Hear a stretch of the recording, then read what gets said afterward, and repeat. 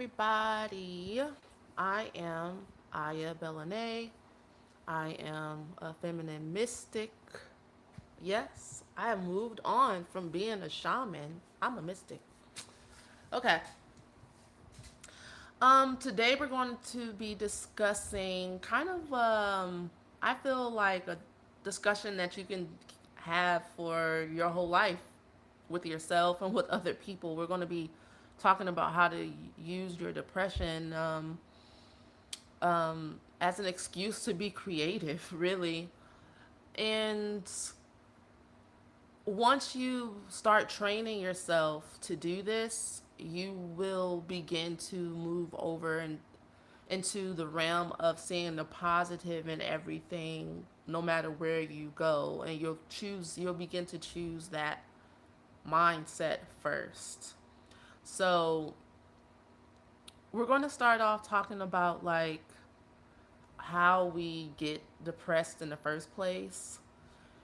Usually there's a sense of powerlessness mixed with anger at ourselves, at a situation, at other people for making a situation unacceptable to us, being treated in an unacceptable way. And then we internalize it, and then the momentum of the thoughts that carry on from maybe continuous interactions with someone who breaks boundaries.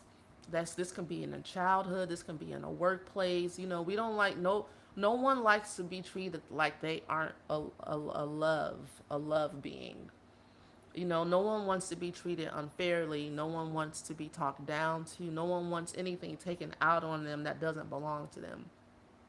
Part of the issue with depression is when you don't know that other people's energies don't belong to you. Like other people's energies don't have to affect you, but especially when you're a child, you don't know that. You don't know that maybe your parental figures or your teachers or your friends are going through stuff at home and they're taking their bad mood out on unsuspecting, innocent persons around them and kind of kicking and punching and using things as a punching bag. You internalize it and you go, well, it must be me. And so then your self concept, your self perception starts to turn and twist because you don't start off feeling bad about yourself when you're born. You are innocently joyful to be one with everything around you, and you want to taste and touch and feel and everything. It's a sensual exploration, right? And it's not until other people feel back come into your environment and make you feel like there's something wrong with you because you're enjoying yourself that you begin to question that within yourself. And the more you do that, the more depression kind of that dark emptiness takes over because it's like, well, if I can't be me, then who the hell am I? What am I supposed to do? And so then you become a ball of blocks, a ball of blocked energy and non-movement inertia. That's part of depression, not being able to move forward, but constantly looking at what's in front of you and projecting the past onto it. And it just can become very chronic, and it can become um, a mental health issue, you know. But you can actually change that though in like a couple of minutes. And I'm not saying permanently in a couple of minutes, it'll just be magically wiped away. But with practice, with a desire, really, depression creates a desire for something different. Whenever you feel that contrast from joy, it makes you think about how the world could be different, how your world can be different. It makes you want to create change. So if we can look at depression from the lens of, how it helps us be creative. For instance, I'm a very creative person, artsy person, and I walked into this room I'm renting here, um, which I rented off a Pad Split, which is an amazing business model, by the way. I would love to talk to you guys about it if you ever need a place to stay and that's cheaper than Airbnbs. Anyway, it's drab. It's nothing on the walls. The furniture's cheap. It's bare bones. Blah blah blah blah. I can complain about things, but I look at it as an opportunity to put my stamp on things. It's like, good. The walls are bare. That means I can decorate. You know, like I can slowly build upon what's here and make it my home, make it my own. It's an opportunity to be creative. But when you're already feeling bad, like crap, what do? You have to start where you're at. And you have to just first be okay with where you're at and how you're feeling. Like you can't force yourself to feel better. You can't you can stop first of all, you can stop being mad at yourself for not feeling well. You can stop beating yourself up. Like make a decision to stop beating yourself up for not feeling how you want to feel, or for your life not being where you want it to be, and or for things not working out the way you thought they would, or for your relationships or your significant other not being the one, and just blaming yourself, kicking stop you can decide to stop kicking yourself. You can decide to stop doing to yourself what maybe your parents did to you in the past, or your siblings, your family, your society, just watching the Kardashians. Everybody's victimized by Kim Kardashian. Who here has been victimized by Kim Kardashian? Mean Girls reference. Mean Girls reference. Um, who here has been victimized by Regina George? Raise your hand. Um, yeah, you can decide to stop doing that, or make a conscious effort to decide to be aware that you're doing that. That you're doing that to yourself now. Most people that watch my channel are not little kids anymore. Most of the people that watch my channel, and when I look at my analytics, are like 25 and up. So you guys at this point are deciding. You're making decisions. So depression usually is a form of magical thinking that something else, someone else, a situation on the outside of you has more control over your mind than you do. If you really truly are finished being depressed or in despair, or in self hatred or in victim mindset, and these are all stages of evolution, by the way. So if you are there, it's okay. First of all, it's okay to be there. And I mean it. And you have to mean it too. You have to really mean it and let yourself be there, okay? And ask yourself, have I felt everything to the full? Have I felt depressed for as long as I need? And how much longer do I need to go through this in order for me to feel like I've gotten my share of being completely and utterly destroyed by life, or the loss, or the scarcity, right? If you need 2 more minutes, give it. Let yourself have it. And that's usually kind of like the reverse psychology that the mind needs. There's something have learned about the ego mind, from working with myself for many years and working with others, is that when you tell it can have something that you have been beating yourself up for, then it don't want it no more. It's like no fun anymore. It's interesting.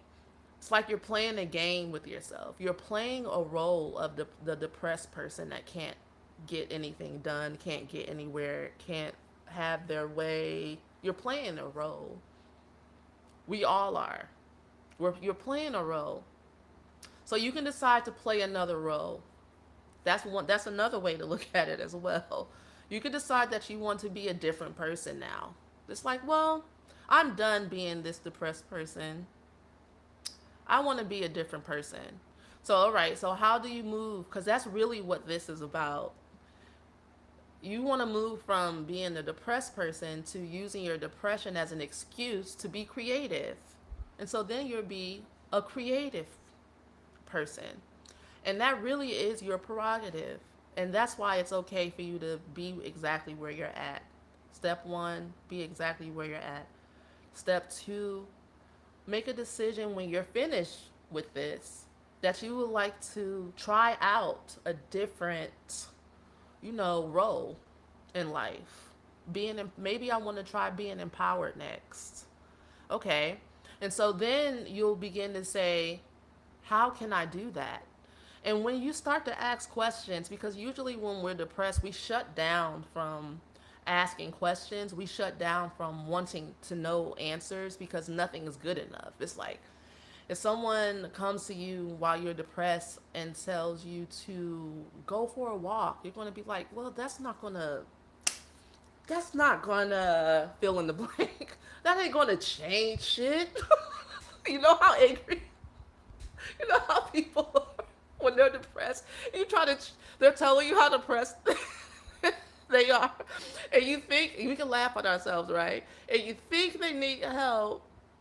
You think they're asking for help, but they really just want to, I guess, build on that momentum of being depressed. They want to stay depressed. They don't want any suggestions. They want to stay depressed. They so they were like, what's walking gonna do? What's smelling flowers? That's not gonna change anything, right? And so, but it does though. See, and that's where you have to start making the decision that the little things matter just as much as the big things. Like when we're depressed, most of the time it's because we have lost focus on being present in our daily life and only big things. Like, say you want to be a singer or a writer and you've been at it for years, or you haven't even given yourself a chance yet, you know, and you feel like depressed and a failure because you haven't achieved the big goal, but you haven't even really focused on the small things, the daily things, like walking and smelling the roses, giving your mind time to clear so that the ideas can come. It's just as important as the big goal. When we move into a state of depression and despair and emptiness and darkness and drama, because there's a lot of drama, when we think that we're away, can be separate from the light, that's what creates all the drama in our life, really. um, then you just want the big stuff, the highs in life, right, to get you out of the low. And so you have to learn to start accepting the little highs, and that will turn into bigger highs. And then you'll be able to create. That's creating. Well, you're creating all the time.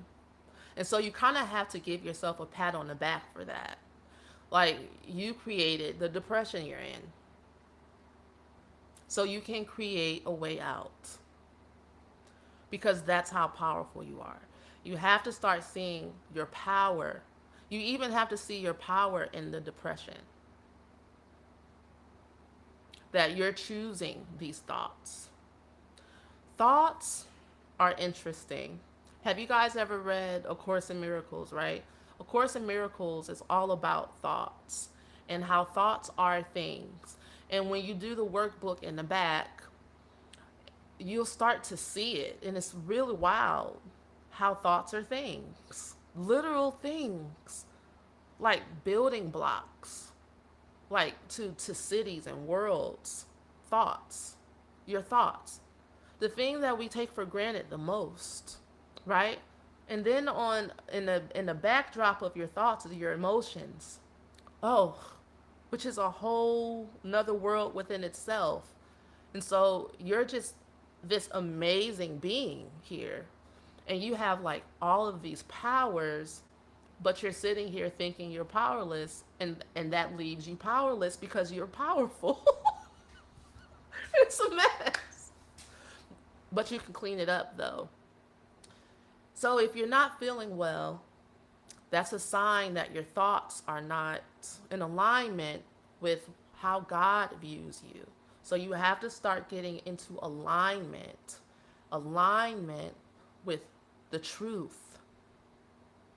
And see, this is where these teachings become controversial. And this is where Jesus gets nailed to the cross. They are, aren't they, deeper mind? It's amazing. It's really, truly magic. We're truly magical beings. It's like whatever you want, whatever you want. As long as you can get into alignment, your thoughts and your emotions need to be in alignment. Okay? So if you're wanting to create a world for yourself to where you are a Pulitzer Prize award winning TED Talk speaking writer or whatever, then your emotions can't be in the depressed state. It's just not going to happen for you, right? And that's logic and science and law. It's not even personal. So you got to stop taking it personal and get on board. Stop fighting with the laws of the universe and start working with them. This is what we're going to be working on for the rest of our lives here on this channel. Because it's a practice, and it can be fun. It's supposed to be fun. It was designed to be fun. But when we start thinking thoughts that make us feel uncomfortable, it doesn't feel like fun. And that's the thing. It doesn't feel like fun. So how can we get to the point to where it feels fun again? That's what the question really is about. Like, how can we get to the point to where creating our life feels fun? So you start making choices with your thoughts. Start having fun with your thoughts even. Like, what fun things can I think about today? Remember when you used to daydream when you were a kid, like in class? I used to do it all the time. Instead of listening to the teacher would legit be on want time for me. Like Muppet Baby time, the nanny, you can only see her legs anyway. It doesn't matter. And so I would daydream about singing on stages or traveling with my boyfriend when I got older, you know, or or fashion, clothes, whatever. Daydreaming is so good. I know there's this thing now that people are talking about maladaptive um, daydreaming or whatever, where you use it to escape. Oh, so what? That's better than focusing on your present moment and projecting everything you didn't like about your past onto the present moment. Daydream away and make yourself feel good. Feel good about what's coming up next for you. And so then you start writing that down. What's today is going to be the day I experience what's new, what's fresh, what's alive. But you do that after you clear your mind though. See, this is the thing depressed people don't want to do. The work. When you're depressed, you don't feel like doing the work. And baby, I know, because after my car wreck I was in, I didn't feel like focusing and meditating and stuff. But if I didn't, I wouldn't be where I'm at right now, which is in my own little space. I have my office space. I'm away from my family again. I live close to the beach because these are all the things that I've been thinking about. These are all the things I want. And then more. I want to be even closer to the beach. I want to be at a better beach, and I will be, because that's what I want. And it's a clear thought. It has no, I don't have any Like, well, I shouldn't want that because I didn't clear that out. Because I decided to. I decided to be okay with what I want, who I am, and I'm okay with it. Right?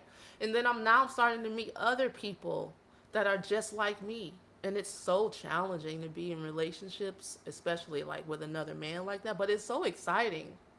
It's way more exciting than two depressed people projecting onto each other. It's so much fun to be around people who take responsibility for their adventure because you get to watch them create and it gives you ideas too. Don't you want that? Don't you want that? We all do. We all say we do. Can you handle it from where you're at? Are you attracting that? If you're not, then your thoughts and your emotions are not in alignment with your creator, which is what I was talking about before, which is really the most important part, really. Without the connection to the creator and without you focusing on the creator, which is where you should start every morning, then you don't your self concept, yourself like your idea of who you are is going to be jacked up.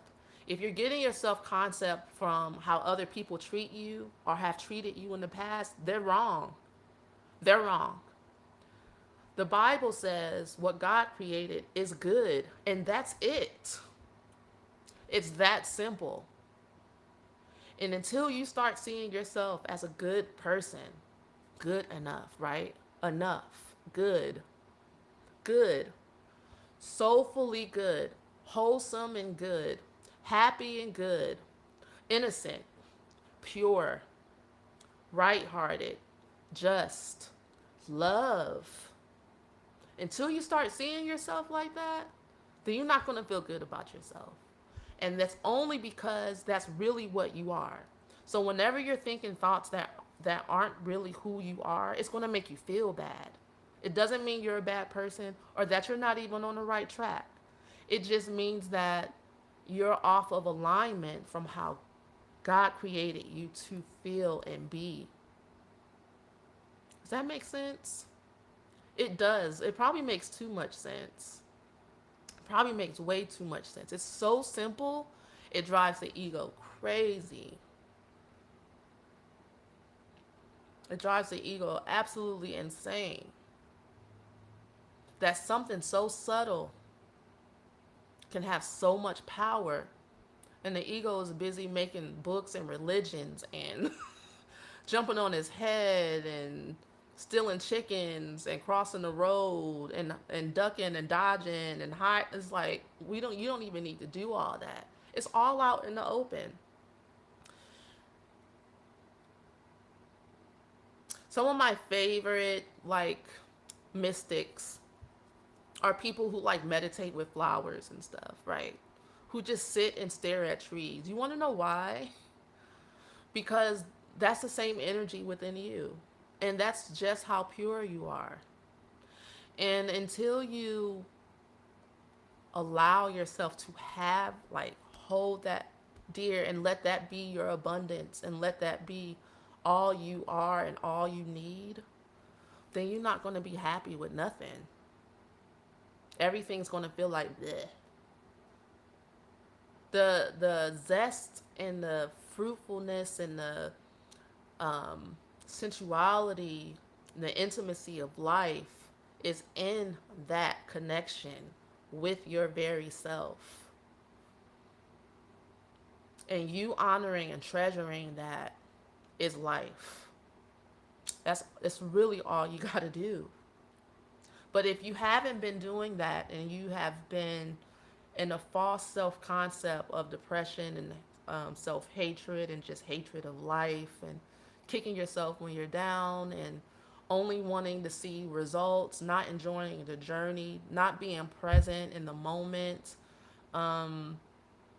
just everything is just not good enough. And so therefore you feel like you're not good enough, then it's going to seem like a far fetched idea for you to be in that zone. But don't worry. That's why I'm here. I'm here to assist you with this. Like I said, for the rest of our lives, you're stuck with me. As long as you want. I personally ain't going nowhere. Because I love talking about this stuff because it helps me refocus. It feels so good to talk about this. It feels amazing. It feels inspiring. It feels like the cutting edge. It feels like a breath of fresh air. I honestly could talk about this stuff all day because it gives me energy. Why? Because I'm talking about the divine. I'm talking about the creator. I'm talking about what we all are and what we all share, what we all have in common. And that is that you are God. You are God. God gave you its whole being, and it did not hold back anything from you. And so, if you feel held back, you are holding yourself back. So, let's be practical. There's a couple of people here. Is there any situations that you're in that you feel like is impossible for you to have um, a great attitude about, or that you would need to kind of get creative in order for you to move through it? Because what keeps us all stuck is focusing on the very thing that we don't like over and over again with the same attitude. Like, I was going to talk about thoughts earlier, about how if you keep thinking the same thoughts over and over again, it creates a momentum, kind of like a boulder or snow rolling down a hill. It gets bigger and bigger and bigger and bigger and bigger, which is why a lot of people talk about the drama in their twin flame relationships, because you're focusing on the unloving parts of your relationship over and over and over. The drama just goes on and on and gets bigger and bigger and bigger and bigger. And it's not until you change your self concept, then the other person will magically change theirs too. It's just how it works. And everybody around you, everything around you will start responding to you like you're just this beautiful being. And you'll start to see the change. And if you're kind of in between energies, you'll see that too. You know, you have to start choosing your self concept, basically, how you want to feel. Do you want to feel depressed? No? Okay. So let's start thinking, let's pay attention to the thoughts that we're thinking that make us go downhill. Let's pay attention to the momentum of thoughts we've been thinking over time. And decide that anytime those thoughts come up, we're going to replace that with all is well with my soul. You can start there. I have a journal full of all is well with my soul. All is well with my soul. All is well with my soul. All is well with my soul. Because, like I said, I was back with after my car wreck, I was back with my family of my old conditioning. And I couldn't change them, because that's another thing I learned about energy, is to leave other people alone and only focus on myself. Don't ask people to change a thing. You change. You rise in your energy field. You write in your journal. You focus, because all the better for you. Anytime you experience contrast or things that are unpleasant to you, when I say contrast, I'm talking about a contrast to your true self, which is a joyful being of light, of love. Anytime you experience a contrast to that, it's an opportunity. It's an opportunity for you to expand. That's the only reason why you're depressed. Because the universe is giving you an opportunity to expand. You're really giving it to yourself, really. You want something bigger. That's good. But you can't get there by kicking yourself and being frustrated. It's good to want to expand. That's not a bad thing. But you can't get there if you think it's a bad thing, if you feel guilt, if you're, feeling bad about it. You know, like I said before, we can talk about this forever and ever. Does anybody have anything they would like to add or share, comment, or ask before I go? It was y'all's comments that got me talking about this anyway.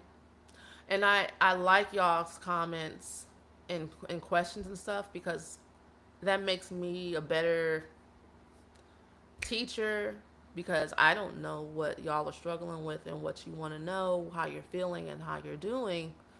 And then I can make the content and talk about the things that you guys want to talk about. So be generous, please. D May, tell me, talk to me about what you are experiencing when it comes to whatever.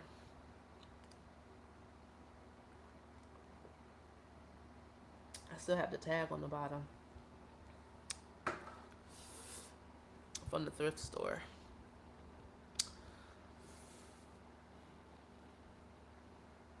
If that's, if not,